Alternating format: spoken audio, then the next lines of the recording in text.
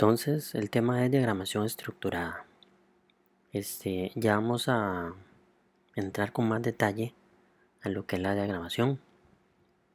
Ven que dice que un diagrama de flujo es un gráfico. Como lo expliqué anteriormente, es una serie de símbolos que tienen un acomodo lógico para darle solución a un problema, ¿verdad? Habla aquí que son símbolos estándar y en el que cada paso del gráfico se visualiza dentro de un símbolo adecuado.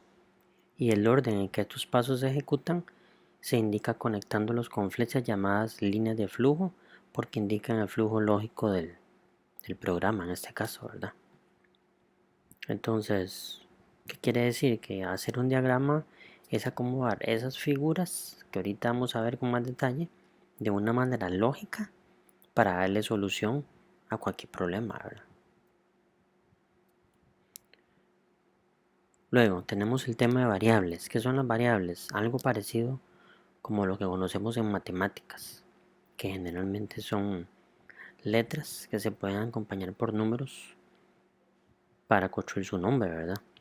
Pero dice aquí que son elementos dentro de un diagrama de flujo que se utilizan para la solución de problemas lógicos y con la característica que las variables cambian su valor de acuerdo a la solución que el programador plantea. Por eso se llaman variables, porque las variables pueden cambiar su valor en cualquier parte del programa, ¿verdad? Ok, hay diferentes tipos de variables. Están las variables tipo entero, que como dice aquí son aquellas que almacenan solamente números enteros o decimales. Por ejemplo, la variable a almacena un número entero como el 2, la variable n almacena un número entero como el 3, la variable es pi, las dos letras, un número 5000, la variable s almacena un 8, la variable d 5,5, vean que puede decir guardar decimales, y la variable s ya almacena una operación de los valores el valor que tenga a más el valor que tenga b. O sea, ¿qué me indica esto? Que con una variable en programación puedo almacenar valores de un dígito hasta 4 dígitos o más, y además combinación de operaciones matemáticas, ¿verdad? Hay una regla general en programación que las variables siempre tienen que comenzar con una letra, nunca comiencen con un número. Entonces, yo puedo tener una variable A50, pero siempre que comience con una letra. ¿Me explico? Existen otro tipo de variables que se llaman tipo carácter.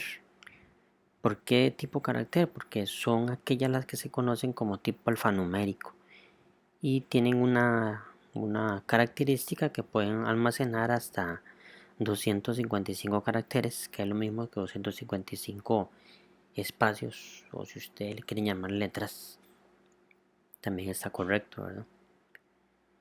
Aquí en este caso la variable es nombre y el valor es Luis. ¿Por qué está entre comillas? Porque es carácter. Aquí la variable es cédula y el valor es el número y los guiones que tiene. Aquí me falta una comilla, ¿verdad? Y aquí el nombre de la variable es teléfono y entre comillas tengo números y un guión. Lo que la convierte en alfanumérico en el caso de teléfono en su valor es este guión, ¿verdad?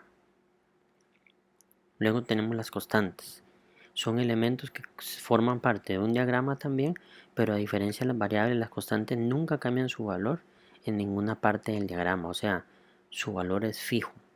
A diferencia de las variables, su valor puede cambiar en cualquier momento y hasta yo como programador puedo definir algo que cambie el valor de una variable. Con las constantes no, ¿verdad? Se las defino como constantes. Ok, vamos a los símbolos.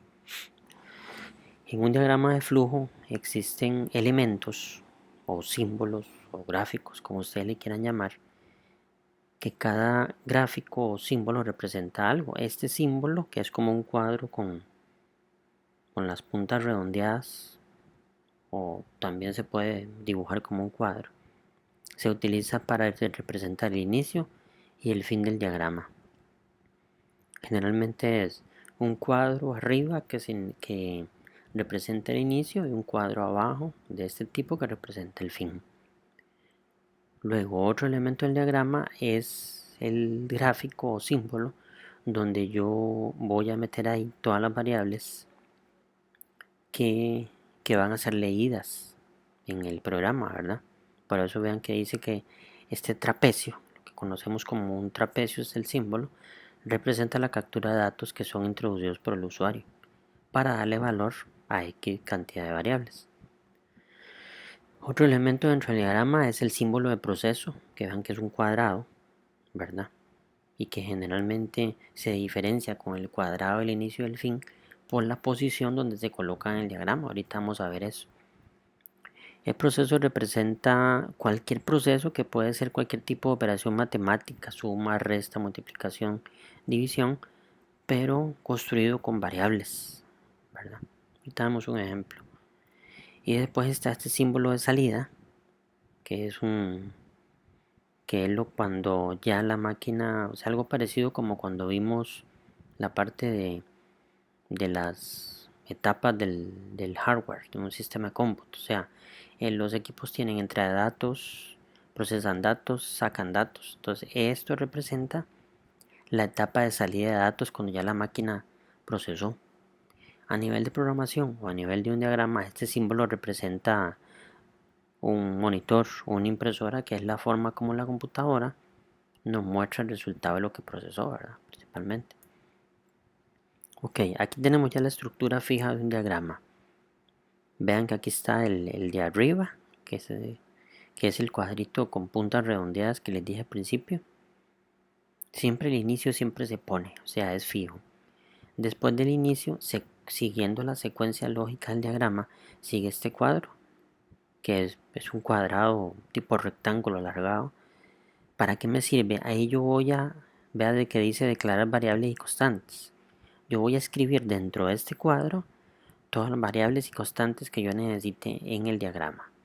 Luego, por secuencia lógica, después de las variables, si lo ocupo, seguiría el trapecio, donde aquí voy a incluir solo las variables que van a ser leídas por teclado o las variables que el usuario le va a dar valor, ¿verdad? Luego tenemos el cuadro de procesos, que por secuencia lógica se usa en esta posición, y aquí voy a meter todas las operaciones matemáticas que ocupen en el diagrama, ¿verdad? Sumas, restas, multiplicaciones, divisiones, no sé, dependiendo como el programador piense. Y después, por secuencia lógica, sigue el símbolo que les mostré anteriormente, que es el que muestra la salida de datos. Aquí voy a escribir solo las variables que me muestran los resultados obtenidos después de procesamiento de datos, y luego el fin. Un diagrama siempre tiene esta secuencia lógica de arriba hacia abajo. Un diagrama se ejecuta de arriba hacia abajo.